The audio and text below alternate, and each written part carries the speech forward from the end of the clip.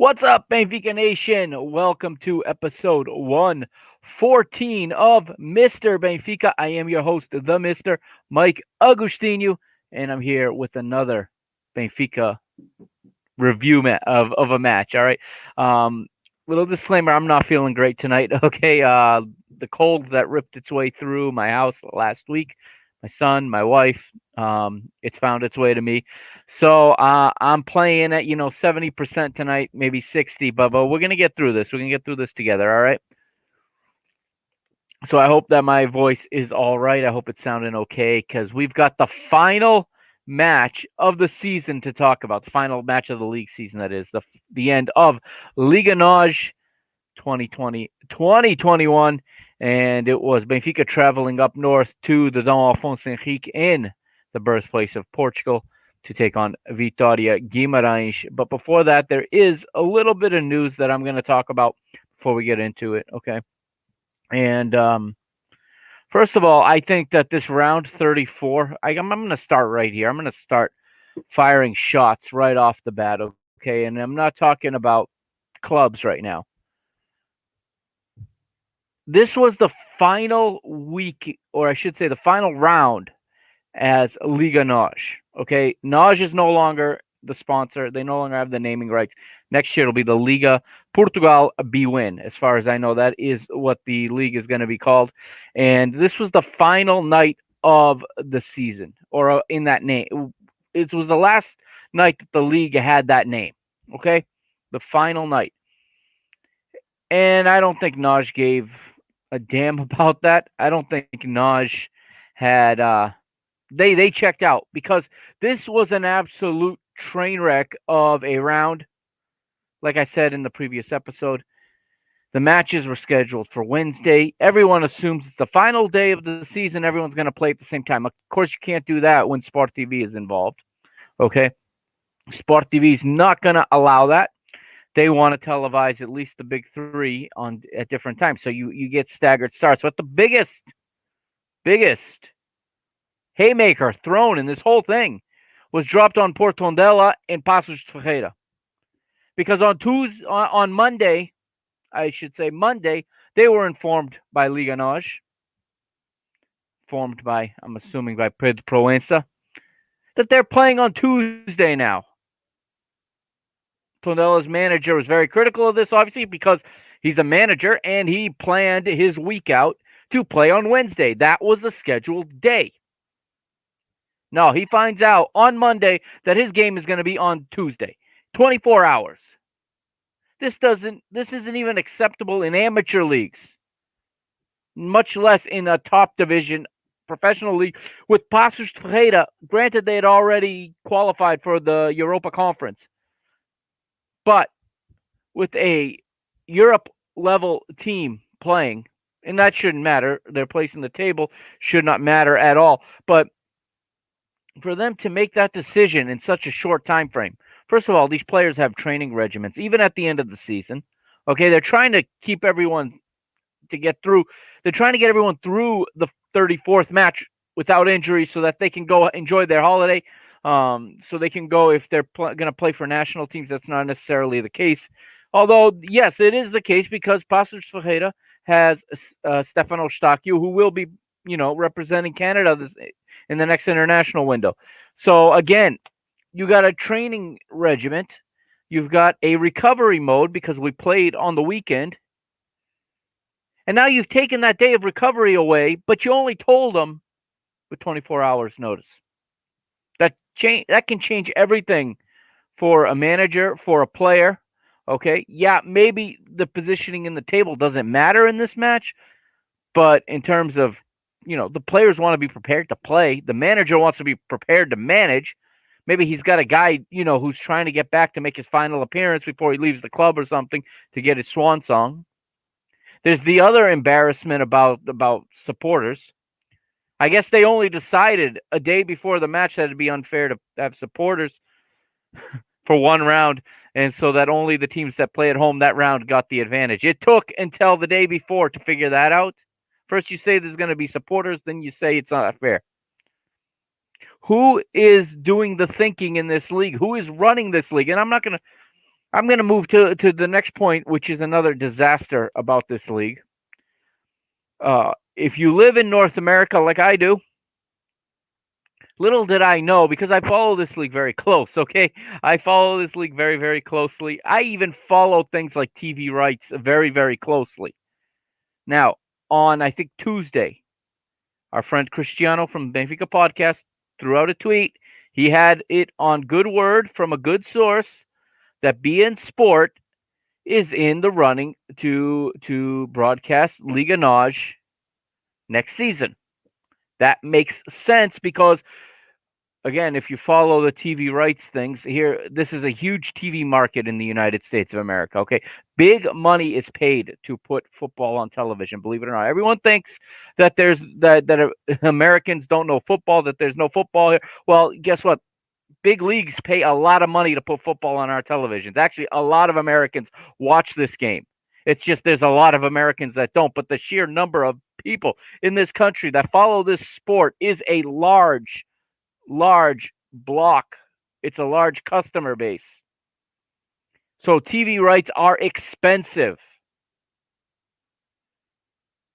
Liga Nos has had a fantastic partner in Gold TV. I'm going to go to bat right now, and I'm going to stick up for Gold TV because they have been a fantastic partner to Liga Nos. They have treated this league like their number one product. Perhaps not on the English side as much, but on the Spanish side, this league has been treated top of the notch, okay? Top notch by Gold TV. Something happened because Gold TV did not air a single match in round 34. Now I'm sure it has something to do with BN Sport getting involved. However, I understand business. Trust me, I understand that, and BN Sport is a great platform. Although there's many that think BN Sport is going to go away in the USA after World Cup 2022. They are literally blackballed by every major carrier in this country. Okay, they're available on streaming. Okay, I'm going to go out here and say it. The majority of people that watch this league in this country stream it illegally. That's Liga Nos' fault, okay? And I feel for Gold TV on this one because, like I said, they did a great job. They made this league important. Their commentators followed it. Their commentators knew what they were talking about, both on the English and on the Spanish side, okay? There were many times that Liga Nos got the time slot over the Ecuadorian league, the Colombian league, over the Uruguayan league, okay? Liga Nos was treated very, very well by Gold TV. Now this, they couldn't have figured out a way to get this last round on television, to get it basically streaming, but Gold TV is basically only available on streaming as well. Its only problem is its availability is very limited, just like Gold TV, just like BN Sport, BN Sport USA. So they're going to go from one television partner to another, which is part of the business. That's fine. However, for Gold TV to completely black out this final round on a product that they have treated so well and with so much pride. I've been in contact with people at Gold TV. I'm gonna disclose that, off the record. I have shared conversations with people at Gold TV. It started a few seasons ago when I thought they were doing a great job with our league, and that was on the Spanish side. I'm fortunate enough that I understand what they're saying. My Spanish isn't the best, but I can understand what they're saying, especially in football terms. And I was able to, exchange messages in Spanish with them. And I told them that they do a great job. And that opened up a path of communication with between myself and Gold TV. I'm not going to say with who, but recently I've been tweeting with the English language Gold TV commentator, with Nino Torres. We've tweeted each other back and forth a little bit. You would have heard my name during the Sporting match because he shouted me out at the beginning of the match. Obviously, I didn't ask him about this because he's a commentator. I'm not going to put him in that spot. He may have information, but it's not fair to ask of it. However, I stopped hearing from Gold TV this week. And I'm talking about on the corporate side. I didn't get, for the first time in 2 years, I didn't get a response from Gold TV. What happened? The league did something. They did Gold TV dirty somehow. I'm pretty sure of it. Now, I don't have proof of this, but if you're going to sign a new TV deal with another company, that is part of the business. That is fine, but there is a way to do it. So what happens as a result? The final day of the season, yeah, it's easy. For us as Benfiquistas or for Sportingistas or Portistas, we only care about our teams, and the season's done for us. Everything was set in place. Everybody knew where they were. Everybody, was set. Our places in the table were confirmed. However, for Vitoria Guimarães, our opponents in this match, they've got fans. Maybe not as many, but they got fans. But you know who does have a lot of fans outside of Portugal? Santa Clara has a lot of fans outside of Portugal. How many Azorians live here in the northeast of the United States? Where I live, that is the majority. Where I grew up, that is the majority. My mother is an Azorian. My father's not, and I identify much stronger with my father's side of the family in terms of football, especially, but culturally as well. But my mother's side of the family is Azorian. Most of the American people I talk to about this game, week in, week out, most of them are Azorian. A lot of the Canadian audience is Azorian. That means they have, even if they're Benfiquistas or if they're Portistas or if they're Sportingistas, they have an interest in Santa Clara. That's the team of their region. They were playing for a spot in the Europa Conference, the tiny islands in the middle of the ocean, playing to go to Europe, literally, the westernmost edge of Europe. And there's no images anywhere. Because nobody carried round 34 with the exception of RTPi, who gave us this match that we're going to talk about tonight. They put Benfica on RTPi. Without that, there wouldn't have been any legal way to watch any of these matches. Now, I know the illegal streams are out there. I know people do them. I said this earlier today to my cousin. We chatted a little bit on Facebook about it, and he said, well, he hinted that he found streams showing the images, because I thought I wanted, when Benfica's match ended, I wanted to go somewhere and watch Santa Clara celebrate their spot. I wanted to see the Boa Vista players crying tears of relief because they were safe. I wanted to see the emotion in the Farense players that are going down. Or the relief again for Rio Ave, who, though they're not safe, they're going to a playoff. And I guarantee we're not going to see this playoff between Rio Ave and either Aroca, Vizela, or Académica. We're not going to see that anywhere. This league is so centric on Portugal. Are they that unaware of how big their audience is outside of the country, that they treat their media partners this way, and then we end up with no broadcast, with no live stream, and then they have the gall, whether it's on Sport TV, on Canal 11, on BTV, I've never watched Porto Canal, but I bet it's on there too, and on Sporting TV. I never watched those channels, but I've never seen them, but I wouldn't be surprised if these commercials are there too. They show them at halftime, these anti-piracy commercials. You're spitting in the face of your customers. You're spitting in the face of your fans. You're telling them not to pirate content. And there is issues with piracy. Absolutely. Okay, I know a lot of people don't get it, but it does cause issues, because just look at all the layoffs at ESPN here in the United States that they've had. Okay, piracy leads to job losses. I get that. But you have left your fans with no other option.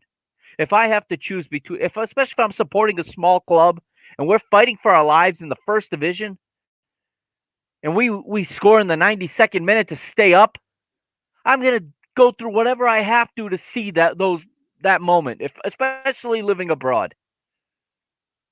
The Liga Nos doesn't care about any of that, or the Liga Portugal. They don't care about any of the fans. That's why these stadiums were closed all season. Yes, I know the government had regulations, but you don't think that if the league pressured the government that they could get somewhere, they could get a compromise? Of course not. They didn't want that. They wanted people sitting at home watching on pay television. They wanted people subscribing to Sport TV, even if they're giving Sport TV live for the extent the time frame of the pandemic. And I do believe Sport TV went live. It's not live, excuse me, free to people. They were able to watch it without a subscription. It's still an advertisement for the service. They want you to sit at home and watch it on the television so they can sell ad space. They don't want you in the stadiums because that hurts that can potentially hurt the television number, even though that's a ridiculous way to look at it. That's an absolutely atrocious way to look at it, because how many fans attend matches in a weekend and then versus what a television number is? I mean, it wouldn't even register as a 0.5%. It wouldn't even register as that, but they think this way. So here in North America, we got a blackout. I know people watch it. They stream it. I stopped doing that because I went through 3 laptops, and because covering or, following, I'm not really a journalist, I'm just a podcaster, but following this game and following the business side of this game, I still feel, I would not be someone who pirates the content. If, I will pay for content. I will support the league. I was happy to pay streaming subscriptions to get these matches. I subscribed to Canal 11 to watch mainly the women's football, but also to watch the second division, to watch the Campeonato Nacional, to watch the women's national team, to watch the futsal. If I tried hard enough, I could find that for free. I choose not to do that. I choose to be a customer. And there's plenty of other people that do the same thing. They choose to do things the legal way and to pay for it. And then the league just spits on the face of those that bring the game to us. I've gone off. I know I've gone on a tangent here, gone a little bit off topic here in my defense of Goal TV. I'm not against the Liga going to beIN Sport. I think that's great. Problem is, beIN Sport is in deep trouble. Why do you think La Liga just jumped ship to ESPN? I can tell you right now, they've been trying to get out of that deal for a couple of years. And it's no one at beIN Sports' fault. Okay, the beIN Sport is a great network. The problem is cable companies are just blackballing them and not carrying them. So La Liga is not on in enough televisions here in the United States. So they needed a new partner, and now they'll be on ESPN next season. And I've always thought ESPN Plus is a perfect home for our league, but they have the Belgian league. I mean, the Australian league, the Liga Nos easily fits into their portfolio of leagues. But again, these networks are struggling right now. A lot of it is because of piracy, okay? And I'm not telling anyone how to watch games. That's not what I'm saying. What I'm saying is the league is putting people in a position and not giving them the opportunity to purchase the product. They're only giving them the opportunity to steal it, if you want to look at it that way. And listen, if this league goes to beIN Sport, I'll be very happy. I'm just concerned beIN Sport is going to go away, because I'm not making this up. This is something I've heard from other people. Not beIN Sport as a whole. It's a giant global brand, but beIN Sport USA. I don't want to see it go away.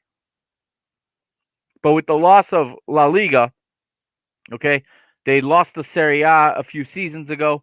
They're down to the French league now, which they'll always have because of the Qatar influence, okay? The Liga Nos fits nicely now into their lineup. Sorry, the Liga Portugal B-Win. It fits nicely into beIN's lineup. Plus, you got Eric Krakauer there, who is the perfect lead announcer for this league. If you don't know, he is of Portuguese descent, and he supports a club that's not Benfica, but we don't have to talk about that. He is, for me, the best up-and-coming American commentator on matches. Okay, he's good in the he's a good as a studio analyst. He's really good as a studio analyst. He's really good on color, and he can do play-by-play as well. He would be the perfect lead announcer for this league. So I'm all for this league going to be in sport. I feel for the people at Gold TV because I've established this little bit of a relationship with them, but I understand. But it has to be done in a professional way, because for them to not air round 34 tells me they're not airing Liga Portugal anymore. Okay, if you go to Gold TV, they're showing matches from 3 weeks ago. Okay, they've shown Benfica Sporting like all week. That's what they showed. They actually put Benfica Sporting on while Benfica was playing live against Vitoria Guimarães, is what Gold TV did. That tells me that relationship is broken. So I do believe now whether the deal gets closed and signed, sealed, and delivered with beIN Sport is another story, because these things fall apart at the last second all the time. But I do believe we've seen the last of Liga Portugal on Gold TV here in the United States, and that saddens me. I'll be honest, that saddens me. It saddens me that this looks like it was done the wrong way. And as a result, like I said, we missed out on the best part of the final day of the season, which is all the emotion. And it's the relegation battle. It's something we don't get in American sports. It's something Americans don't get. And now I'm speaking far too much to an American audience, and I've gotten off the topic of Benfica, but I've had this bubbling up in me since Wednesday, and I had the need to let this out. No doubt I think this will be a topic coming up soon. There's some more episodes coming in the near future, and I do have a guest coming on very soon, in about a week or so, and we're gonna wrap up the season. It's somebody that, if you watch my show and you've seen me before, and I guarantee most of you watch his show as well, and listen to his show. So it's another podcast, another Benfica podcaster that's well known and who does a phenomenal job with his work and his show. And I had him on last year, so we'll have him back. And if you don't know who I'm talking about, well, you get to be surprised in about a week or so. And we'll talk about some end of the season things again, like we've done in the past. And I'm sure this will come up. But this is just something that I watch closely when it comes to TV rights and streaming. And I'm always nervous at the end of the season. As much as I'm burnt out from watching Benfica play poorly for most of the season, and as much as I'm burnt out just from so many matches crammed into a shorter time frame. Remember, the season started at the end of September, not the middle of August. You get to this point in the season, I'm always worried with Benfica and with the Portuguese league. Where am I going to see it next year? These deals are never too long term, but hopefully, everything works out. We get a good television partner. We're able to easily find Portuguese football come early August, mid-August, when it starts up again. All right, so we're going to take our break now. I will go through the rest. I don't have any more news, actually, so we will go through. We will start going through the match on the other side of this break. If you're listening to the podcast, you're going to get a special music, a special personal selection of mine tonight. It's not going to be Reconquista. I changed it up a little bit because we're at the end of the season. The season's over. It's a special, a special song from it's a lot. Yeah, I believe it's a live performance, and I'm not going to give away too much information, but the lead singer is wearing a Benfica jersey in the Rock in Rio festival in Lisbon that year when that song was performed. So I hope you guys like it. It's on the other side of this break, and then we'll get into Vitoria Guimarães versus Benfica round 34 at Liga Nos. This is Mr. Benfica. I am the Mr. Mike Agostinho. Follow me on Twitter. You see my handle right there on the screen. If you're watching, if you're listening on the podcast, you know it by now. It's at Benfica Mister. And on Instagram, it's at Mr. Benfica. And don't forget www.mrbenfica.com. You can find all the episodes there. You can find audio and video, plus any written content I have put out is all up there as well. All right. And I will see you on the other side of this break. Enjoy the music.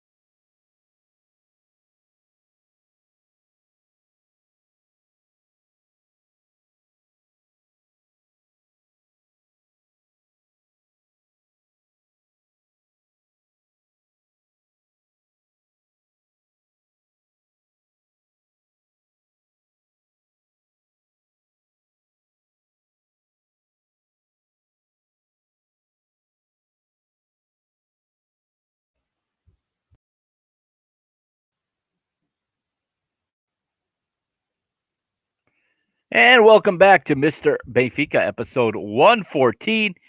And I got a special announcement I've been saving, so I'm gonna drop it for you right now. I've kind of hinted to it. You've heard some of the ads run if you listen to the podcast for this, ads I made myself, because if you haven't noticed, there's not many paid ads anymore in the show. It is part of it's been part of one of the real difficult parts of this season for me outside of Benfica's play has also been the loss of sponsorship, and it's a couple other deals falling through. But I have wanted to announce this for quite some time.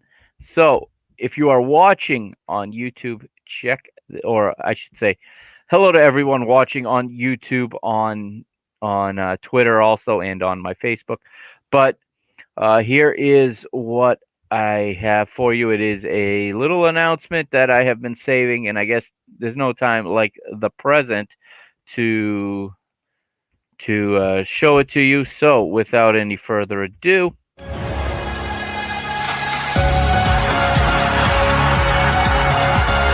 there it is right there, parking the bus. I announced the Euro 2020 nightly, and I'll keep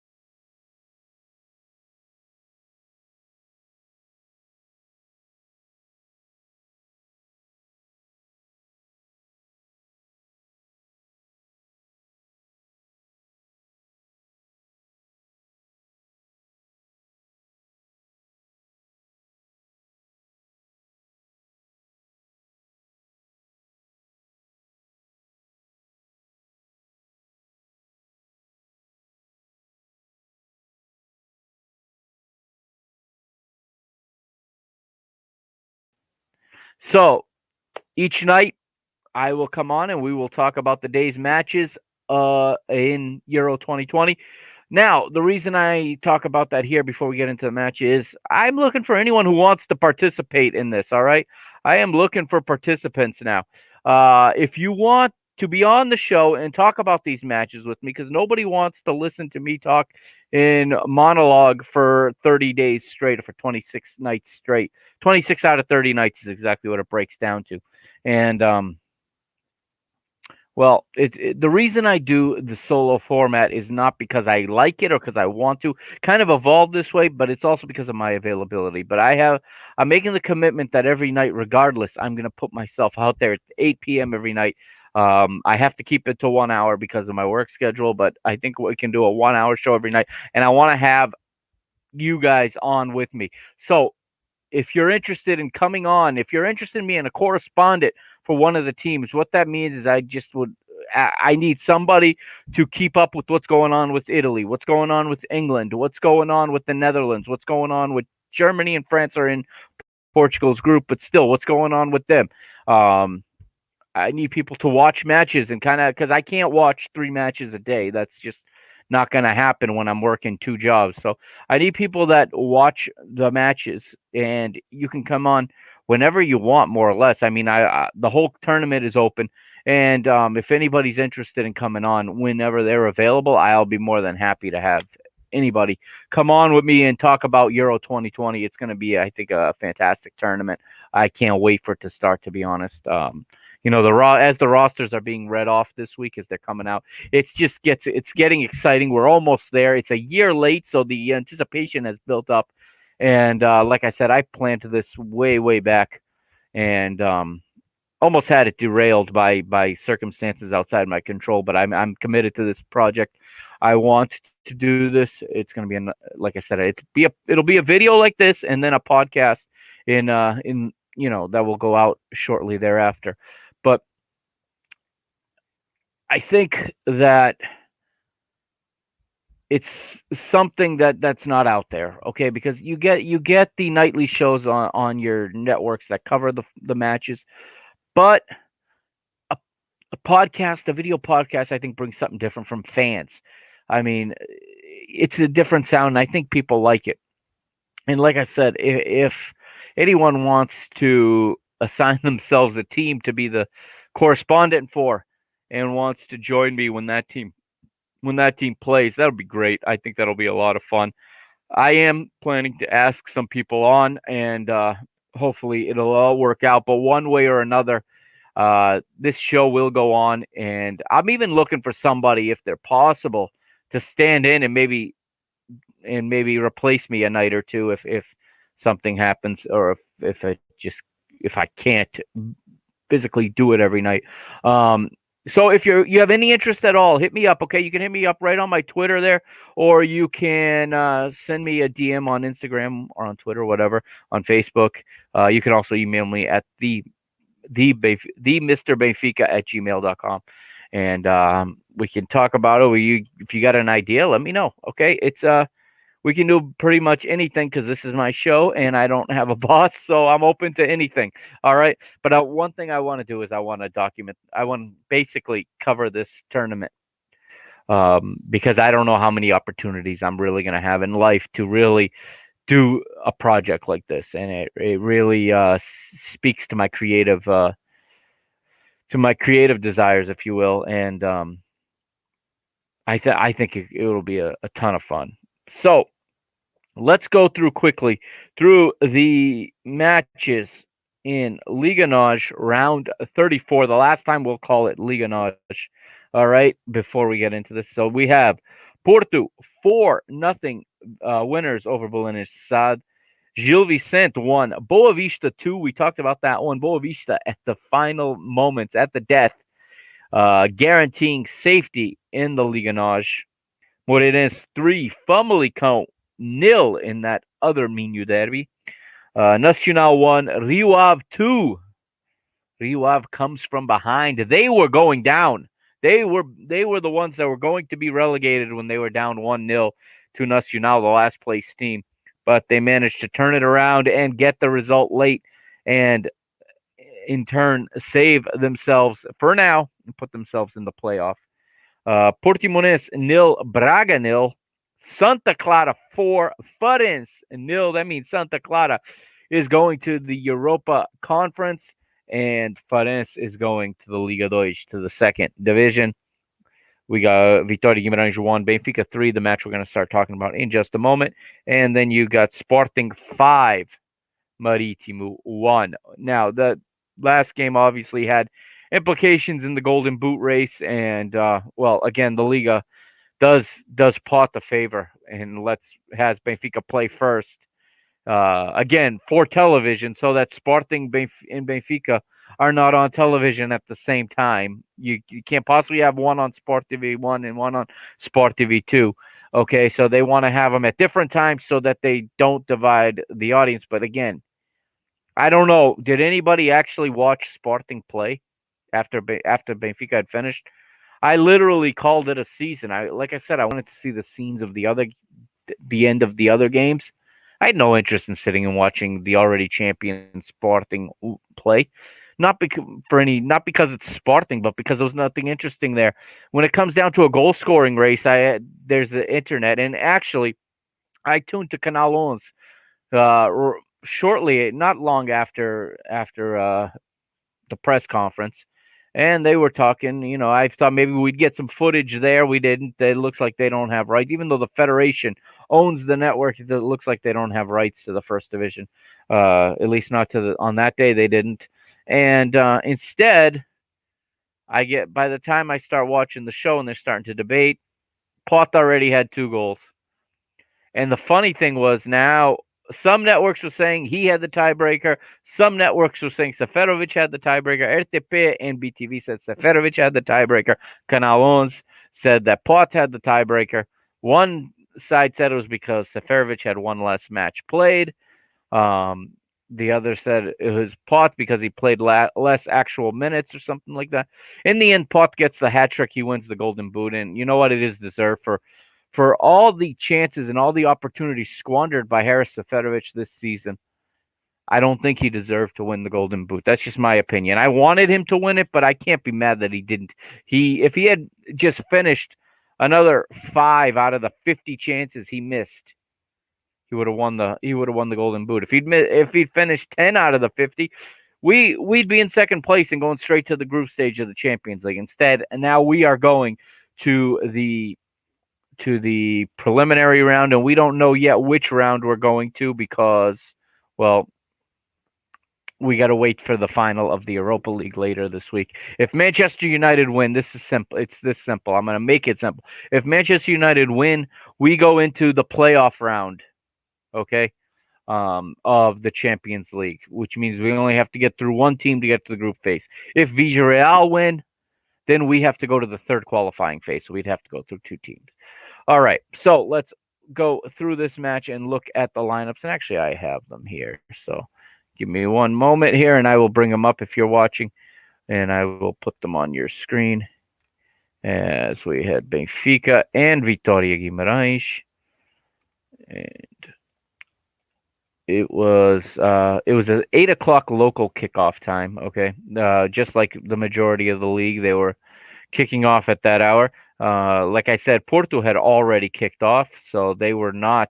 They were done already, and Sporting would kick off late at 9:45. Okay, so here we go. Here's Vitoria Guimarães' lineup. If you're able to see it, in goal you have Matus Trimal. You got 4 across the back. Falei Sacco is the right back. Jorge Fernandes and Abdul Mumin are the center backs, with Silvio playing as the left back. Double pivot in midfield with the captain, Andrea, partnered with Pepelu. And then 3 attacking mids in front of him. Marcus Edwards on the right. Seixal product, Rochinha in the center. And the longtime Portugal international, longtime superstar, Ricardo Quaresma on the left, and Oscar Estupinian is the striker. For Benfica, some changes in the lineup as JJ's looking ahead to the cup final on Sunday, and he's also giving a couple guys a run here. He goes with Odi in goal, as I think this was the farewell for Odysseas Vlachodimos. He starts him in goal. The normal 3-man backline. Luca, except there's a change in it, but the formation is the normal one. Lucas Verissimo, Nicolas Otamendi, and Felipe Morato will replace Jan Vertonghen. Super Jan was planning to have the night off as Morato gets his first start in the league. Not his first start with the first team. This was a big discussion point and a big bone of contention on Twitter. It's his first league start for Benfica. Okay. And then you have the wingbacks, Gilberto and Nuno Tavares. And I had a headache just thinking about that pairing as wingbacks for this one. The double pivot in midfield, it gets better. It's Gabriel getting the start because he's been playing so well recently. And he's partnered with the Delta Rapt. And then in front of them, to each side of the striker, you have Pedrinho on the right, Darwin Nunez to the left, and Haris Seferovic going for the Golden Boot as the starting striker. Now, the first thing about this is, people were upset because Gonçalo didn't start because Seferovic is going for the Golden Boot. And I get that. But if he's going for the Golden Boot, you're giving him the second squad. I mean, if you're going to go for the Golden Boot, give him a team to set him up. Granted, it worked out, but at the time, I'm looking at it like, okay, you want to give him the chance to win the Golden Boot, but you're not gonna give him the assist guys. They're not there. Anyway, well, I shouldn't say that. Darwin is in the lineup as the assist guy, but the game started really slow. This had a slow build. It didn't look like even with Vitoria Guimarães having Europe on the line. I don't think they were that interested in qualifying for Europe, to be completely honest with you guys, because they don't come out that eager. They don't come out that ready. That fight was not there early on that you normally see from these guys.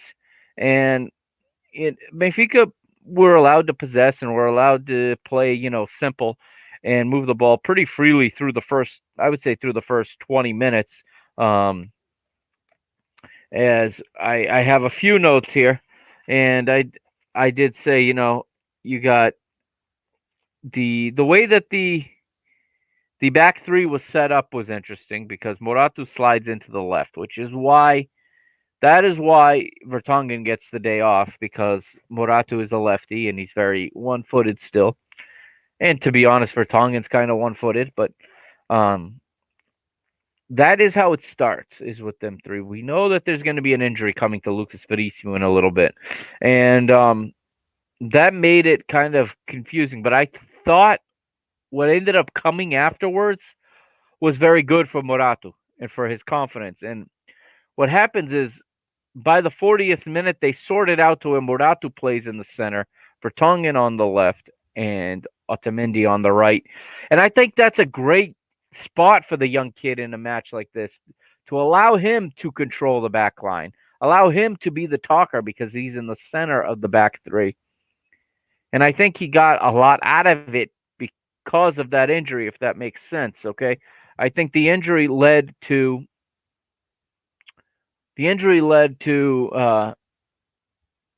Morato being in a better position, getting more out of this appearance instead of just going in and kind of slotting as the left center back and following directions. He actually became the guy giving the directions, and that's great in a young defender's development, because a lot of times the guys in the back they come up very differently than the guys in the attack, okay?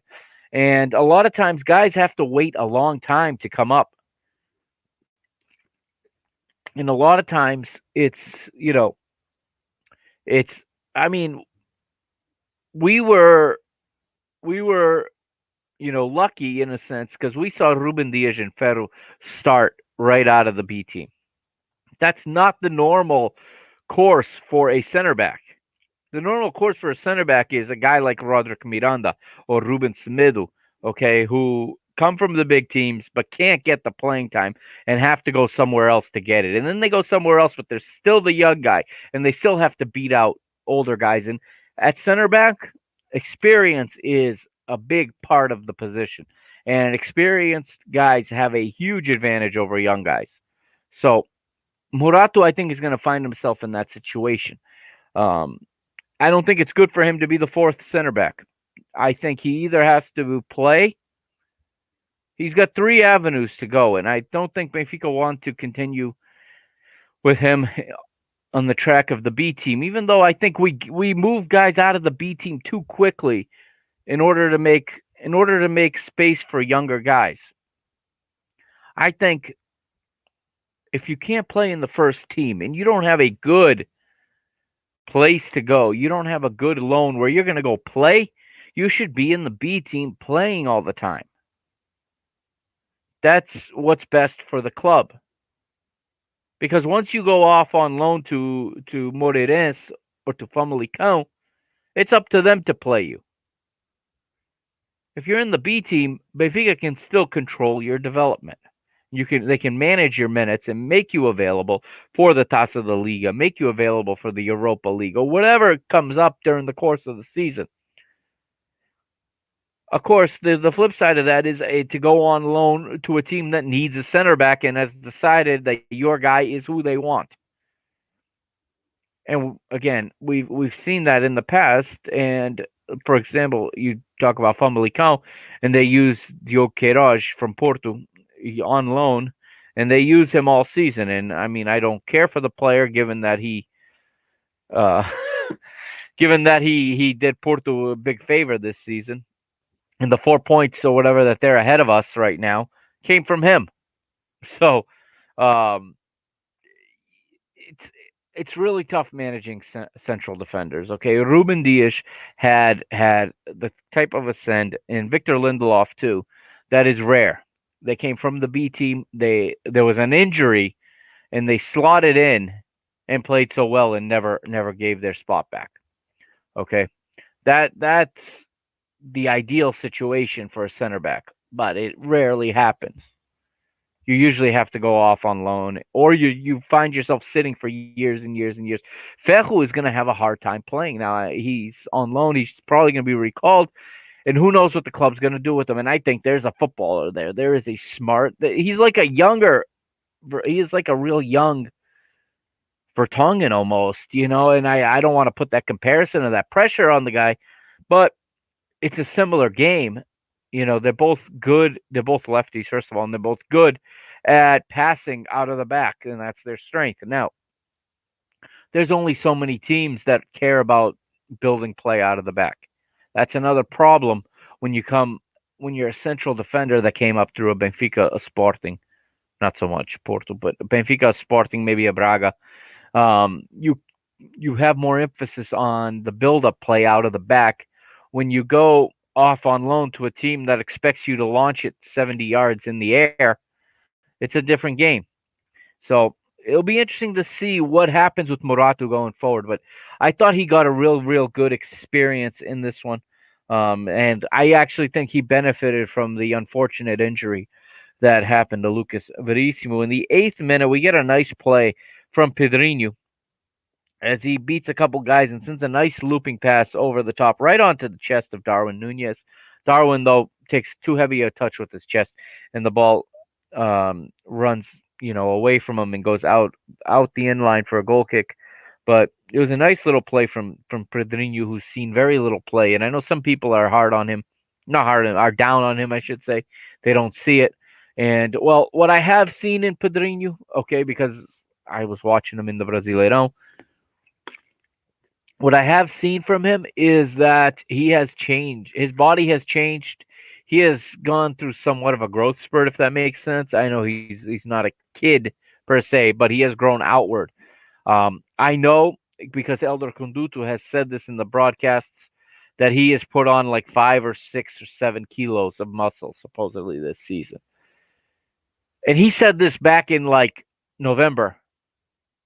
And I remember thinking that's way too much weight to be putting on in such a short period of time. He's lost all of his explosiveness, all of his agility, and he's just working back into his body now. I hope that they didn't ruin the player because they paid a lot of money for him, and he's not. Benfica's Pedrinho is not the Pedrinho that was playing at Corinthians. Now, we remember that this adaptation we talk about, for example, with Everton, that took all season for him to really kind of come out of that adaptation period. Everton was an international already. Everton was playing in Copa Libertadores, and he was playing in Copa America for Brazil, and much more suited to adapt to the European game than a Pedrinho. Pedrinho hadn't even played outside the state of São Paulo. He had never played outside of Corinthians. Corinthians was the only team he'd ever played for. So I think he probably had more of a culture and a physical shock of going to a new country, a new culture. People underestimate the difference between Brazilian and Portuguese, I think. Even verbally, I mean, the Portuguese guys have a hard time understanding Jorge Jesus. So I could see where and I think that's the problem with Luka Waldschmidt. I think that was the problem for a long time with Julian Weigl, is that they don't know what Jorge Jesus is saying. And he's like berating. Okay. And yes, they've been players for a long time, so the game speaks for itself. But Jorge Jesus is a very instructive manager and not a patient one, which is fine. But when you have a language barrier, and I think you see that there's a language barrier for some of these guys, it makes it more difficult, and it can actually hurt that adaptation. So again, I'm really interested to see next season the differences and if some of these players are more settled in, because I'm not ready to call anybody a flop at this point. 1 year is not enough for anybody. Okay. We saw Darwin come along here at the end of the season as well, getting more comfortable, understanding better I think it was as much the team and the manager um learning to understand what his game is as it was the player learning what the manager wanted from him. So I think there was a little bit of kind of common adaptation there between Darwin and Jota Jota. But in the 20th, Gilberto gets across in on across the face of goal. It's wide open, but it's just out of the reach of Darwin. And then in the 21st, it happens. It's while attempting to keep pace with Rochinha, Lucas suddenly does the dreaded hop. It's an involuntary reaction to a pulled hamstring. Now, I never pulled a hamstring playing football, but I used to also run track and field or athletics. And after I'd kind of burnt out a little bit in football and I needed a change, and I don't know, I was 21, 22 years old. I needed a little bit of a change. I started to train for athletics again. I started to train myself for track and field. And I hadn't sprinted on a track in spikes in 4 years at that point. And I hadn't warmed up well. And what happened was when I went to sprint 100, I was doing repeat 100 meters, but I was also working on block starts. What happened was I I was I was garnering speed and power that you don't get playing football because you play football on grass or on turf, and you don't push off it the way you do off a all weather surface track. And my hamstrings were not trained and were not fit. They were not in shape for that type of explosion, okay, in my fast twitch fibers. And 3 times I tried to train myself to get back in track shape, and every time I pulled the hamstring. And I did exactly what Lucas did on this play. I hit, and he didn't even hit top speed. So I don't think his tear is very. I don't think it's really much of a tear. It looks like a strain because mine, I started turning my feet over, and I'm not terribly fast. Well, today I'm not fast at all, but at this point I was not terribly fast. But I enjoyed sprinting, and I ran, the 400-meter dash, but I liked doing the speed work and running the short sprints. And what happened was as my turnover was faster than it had been in 4 years, like I said, because I hadn't put on a pair of track bikes in 4 years, my hamstring just went all right.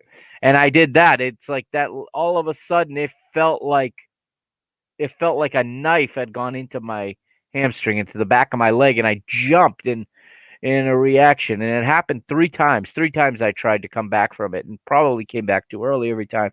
But I mean, one was real bad. The muscle completely tore apart, and it bled, and it was bruised. I mean, it bled under the skin.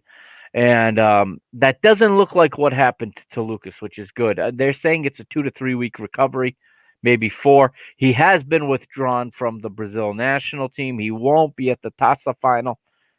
But I have to admit, you heard me say in the last episode that selfishly I wanted him to not be called to the national team this particular summer because the guy has been playing nonstop for over a year. He's going on 13 months of high level play. And I believe 100% that this injury is due to wear and tear. And I think this was his body warning him to shut it down. Honestly, I swear that I believe that this was his body firing a warning shot, telling him to shut it down for the season and to get some rest. He's overdoing it. He's overdone it. So honestly, I saw some people blaming JJ for this, for playing him. I think it would have happened in the cup final. I mean, again, the guy has gone nonstop for 13 months. That's not how a human is supposed to perform. So, not at this level, especially. So he goes off injured. In comes Vertonghen, and again they shuffle around the back line for a little while. Nothing else really happens in the first half. We get a yellow card to Adel Taarabt in the 42nd minute for an apparent simulation. Adel was adamant. He said, "Go look, go watch, go watch." He said in English to the referee to go watch to see the review. It looked to me like he stepped on the defender's foot and fell. Very similar to what happened with Diogo Gonçalves against Porto. So if that wasn't a foul, if that wasn't a penalty kick against Porto, I think it would have been hard to see it called a penalty kick here. But I thought the yellow card might have been a little bit harsh, but I don't know that it was necessarily. Maybe it was a simulation. I watched it live. I didn't watch it again. I really didn't pay too much value to it. It's a yellow card at the end of the season. I don't think it carries over to mean much. And the two teams go in at halftime drawn 0-0.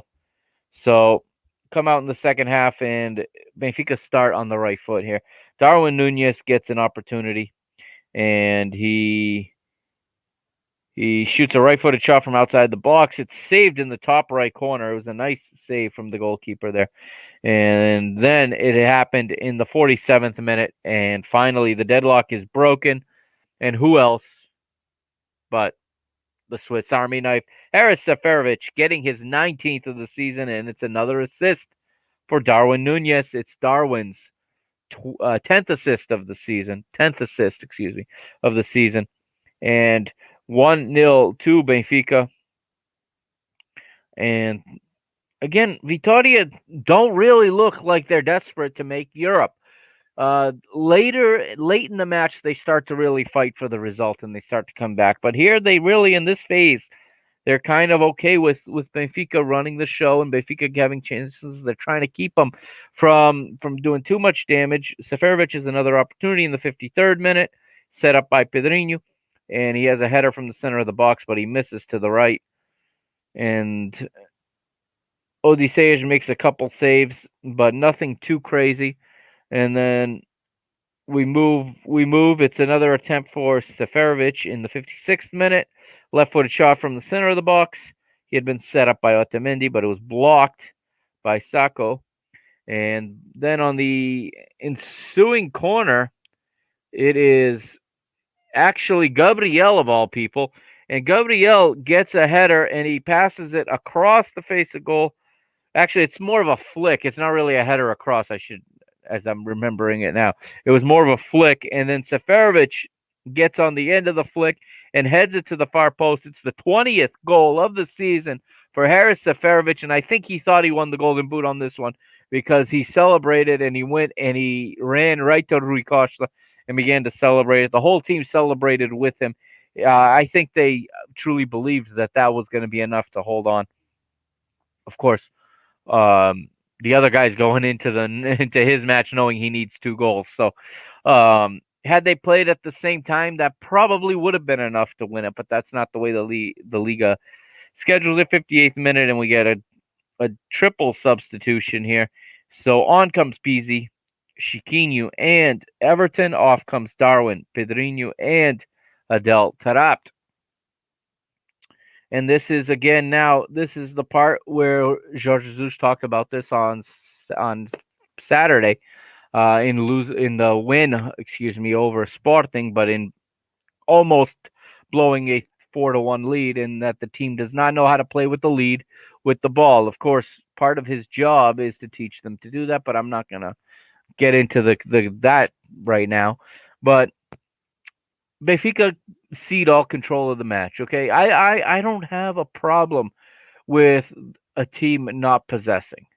I have a problem with a team allowing the other team to come down their throats and not regaining control. You don't have to have the ball to control the game. you do have to have positioning and territory. You do have to dictate where the team that has the ball goes. Again, I've said we don't have a team to be playing possession. Although on this day we did for much of the game, but once the other team wants the ball, we don't have much of a team to keep it from them. Okay, and JJ brought in some ball handlers there. Chiquinho, Pizzi, and Everton can all handle the ball, but again, the team just gets timid, gets nervous. I don't know what it is, but once they're playing with the lead, they begin to struggle and they begin to psychologically just break. And it doesn't take too long. It's in the 62nd minute, and Jorge Fernandes gets a header, and he heads it into the bottom left corner, beating Odie as the ball was crossed by Ricardo Quaresma. And it's 2-1 with a half hour to play. And again, I'm sitting here like they're gonna make us go through this again, aren't they? They're just gonna make us suffer through the last 30 minutes of the season. Pizzi with a right-footed attempt in the 64th, but Gilberto with an attempt in the 66th. And then a double substitution for Vitoria Guimarães. André Amaro comes on for Abdul Mumin, and André Almeida comes on for André. So attack-minded substitutions there. And it starts to get nerve-wracking because, they're looking very likely to draw a level. JJ decides it's time to boost the defense a little bit by bringing on the defender that can't defend. Grimaldo is on, Nuno Tavares is off, and it's 6-1, half dozen the other, to be honest.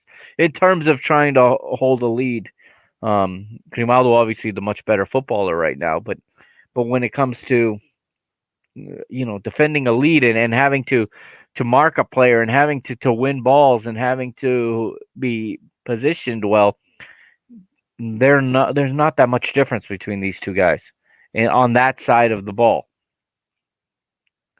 And then we get another substitution in the 76th minute. The South African Lyle Foster comes in for Vitoria. He replaces Estupinian, and Zio Otara replaces Silvio. So attack-minded substitutions. And suddenly in the 75th minute, Vitoria decide they want to go for the result. At this point, Santa Clara is up like 4-0. So I think they've realized, we kind of let this one get away. Maybe we should have approached this differently. Or maybe they're saying, oh, good, we don't have to go to Europe. Because I really think sometimes in our league, teams think like that. Because you see teams, once they hit a certain point of the season, drop off.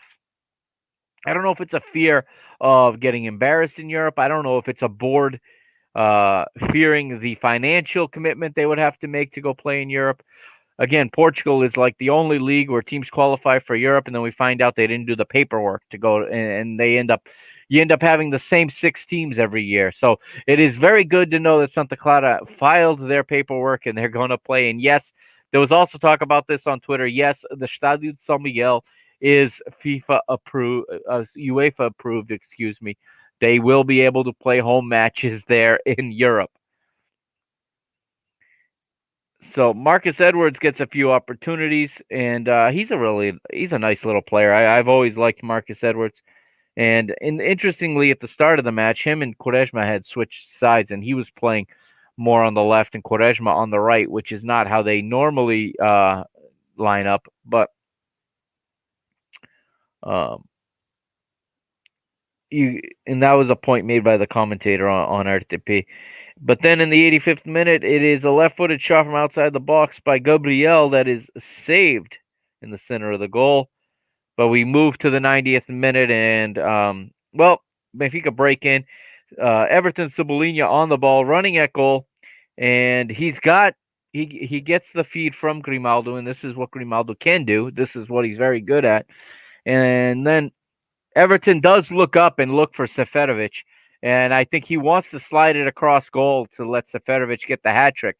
The problem was that the Vitoria defenders knew that, and they over-cheated to Seferovic, so they kind of double marked him, which left the shooting lane wide open for Everton Cebolinha, leaving him no option but to score the goal himself. Everton scores 3-1. Benfica win the match. Let's move on to the goal point then, and let's see how the ratings came out as we wrap up this final match in the league for 2020-2021. And the goal point is coming up, and there it is. So we'll start with Vitoria Guimarães, and you can see their average rating was a 5.21. Their expected goals was a half a goal. So they beat their XG by scoring a goal. Their goalkeeper, Tramal, 5.4. Sacco, 4.4. Jorge Fernandes, 5.8. Mumin, 5.1. Silvio, 4.6. Rochinha, 5.2. Andrea, 4.5. Marcus Edwards, 5.9.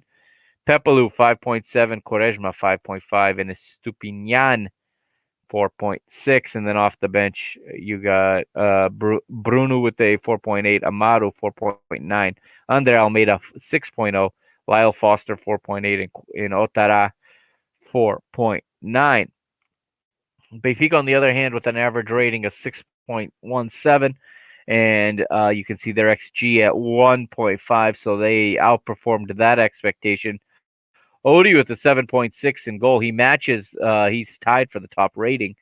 And then Gilberto with a 4.9. Lucas Verissimo, 5.1 in 21 minutes of play. That's an interest. For me, that's a high rating for such a short time frame, but he didn't make any mistakes, and he probably had a really good pass percentage, I'm assuming, to get that kind of a ranking because it weighs that very heavily. Otamendi, 5.9. Moratu with a 6.7 on his debut. That's a nice little league debut for him. Nuno Tavares, 5.6. Tarap, 6.2. Gabriel, 6.6. Pedrinho, 5.9. Darwin, 6.6. And Seferovic, the man of the match, with 2 goals and a 7.6 rating. We can move on here, and you can see the heat map if you're watching, where Seferovic covered a lot of his space there. You can see he checks to the ball a lot. He likes to play in this space here. When he's not receiving the ball, he likes to get in between the lines here at the edge of the attacking third and start to see the ball there and start to run at people. But 2 goals for him, 6 shots, 3 of them on goal. He battled for 5 balls in the air, winning 4 of them, and he had a pass for a shot. And then I'm not really sure what they mean by passos ofensivos valiosos. Forward passes, I guess, attempted, or maybe I'm not sure what they mean by valiosos in that context. But 1 dribble, and he was successful. He was fouled twice. You can look here at the stats. So 10 shots for Vitoria, 19 for Benfica. 7 on goal for Vitoria, 9 for Benfica. 18 actions in the opponent's area for Vitoria to 29 for Benfica. Vitoria had 7 corners to Benfica's 4. So that is the one stat they win. But pass efficiency, Benfica 85% to 81 for Vitoria. Vertical pass efficiency 67% to Vitoria 61. Actions in the opponent's defensive midfield, 12 actions in the opponent's defensive midfield for Benfica, 10 for Vitoria, and then fouls 19 to 15 in favor of Vitoria. And Benfica with about 58% of the possession, which is more or less where they should be against a team like Vitoria. So I'm not too worried. I'm not putting too much stock in that. And that, my friends, is the end of the match. So let's move on. Let's bring up the Sofa Score standings right now. I'll bring that up next. And there's the table. So we will pull them up and just see where everything finishes. We've kind of already covered it just in informal terms, but let's go down the table and finalize everything here. So you got Sporting are your champions with 85 points. Porto second with 80 points. Benfica third with 76. Benfica, Jorge Jesus wants everyone to know, had the most points in the second half of the season. I guess you can send them a trophy for that. Sporting Braga, 64 points in 4th. They'll go to the Europa League, straight to the group stage. If I'm not mistaken, maybe that changed. because I know in the Europa Conference, nobody goes straight to the group stage. Everybody has to play a playoff. So Paços de Ferreira go directly to the playoff of the Europa Conference, while Santa Clara go in to the second qualifying stage. Moreirense miss out on Europe by 3 points, as do Vitoria Guimarães. They're 7th and 8th, respectively. Famalicão are 3 behind them in 9th with 40. Also, Belenenses SAD with 40. Gil Vicente have 39, Boavista 36. They end up going from 16th to 12th on the final day with a win. Tondela fall to 13th. They have 36 as well. Portimonense are safe by a point, and I'm really sad about that. I wanted them to drop into the playoff spot. Unfortunately, they got a draw in the final match of the season. I will always want Portimonense to drop. I don't like them, and I don't like their relationship they have with Porto. And watch how quickly that striker Beto goes to Porto to replace Musa Marega. Marítimo finished 15th, 1 point from the playoff, so they were safe. Rio Ave will now play a playoff, like we said. They will play. The matches have already been scheduled. It'll be Wednesday, 1 week, or next week. Wednesday the 26th. They will play the away leg for them, and they'll play at either Vizela, Aroca, or Académica. Like I said, the Liga Nos has their final round this weekend, and then the home leg will be the following Sunday at Vila do Conde. Farense and Nacional are relegated. Now, interestingly enough, if you look over here to my right, you see SofaScore top rated players for this season. This is an average rating for the entire season. Pote is first, 7.49. Sergio Oliveira is second with 7.42. But here's the guy that's making a little bit of a name for himself this season. It's Ryan Gauld, former Sporting player, Scottish. They used to call him the Scottish Messi or something like that. A lot of people shocked he was left off the Scotland team for the Euro 2020. I am one of them. With Farense going down, I think this is a player that can become available, and I think he could be interesting. A left-footed central midfielder. We can always use one of those. Who's 25 years old. If I am Rui Costa, this is one of the guys I could see myself going after. I mean, I think he could fit in very nicely in this team, and he could be that attacking midfielder we've been looking for. He could. I don't know how much he can play as an 8 versus as a 10, but I think that I think Benfica really can't go out and spend a lot of money. Obviously, they can't do that. They spent a lot last year, so I'm not sure what his market value is at right now. But I think that Ryan Gauld could be a very, very good acquisition for Benfica this offseason if they choose to do so. We'll have to wait and see where that goes. I know some of you might not agree with that, but that's okay. This is Mr. Benfica is always a forum for opposing viewpoints. I am always happy when people disagree with me. I think what this world needs more is people's ability to disagree and disagree civilly and talk about disagreements versus the world we have where it's beating your way into everybody else, and if they don't agree you cancel them. No. So please, if you're listening and you disagree with me, I still like you. Okay, I still respect your opinion, and I certainly see that you could be correct and I could be wrong. It's entirely possible. So the goal scorers, we have Pote with 23, Seferovic with 22, Taremi with 16, Mario Gonzalez with 15, Carlos Jr. with 14, Sergio Oliveira with 13, probably 11 of them from the penalty spot, Beto with 11, Mateo Cassiera with 10, Ryan Gauld with 9, and Douglas Tank with 9. So that, my friends, will wrap up the season. And it looks like I left that background on there of Euro. Yeah, that Euro 2020 background was not supposed to. That was not supposed to stay there, but that's all right. That wraps it up, guys. Third place, not acceptable at the end of the day, not acceptable, especially not after the large investment we put in last summer. Benfica have not been in third place since 2008, 2009. A few notes, okay. Tomorrow is Saturday, May the 22nd, and we have the big match for the Liga BPI Championship. And I had misspoken in the previous podcast. I said it was going to be at Alcochete. No. Our girls are going to go play at Alvalade tomorrow. Okay, it's 12 noon kickoff here on the East Coast of the United States, 9 a.m. Pacific, and 5 p.m. in Portugal. Okay, that match will be on Canal 11.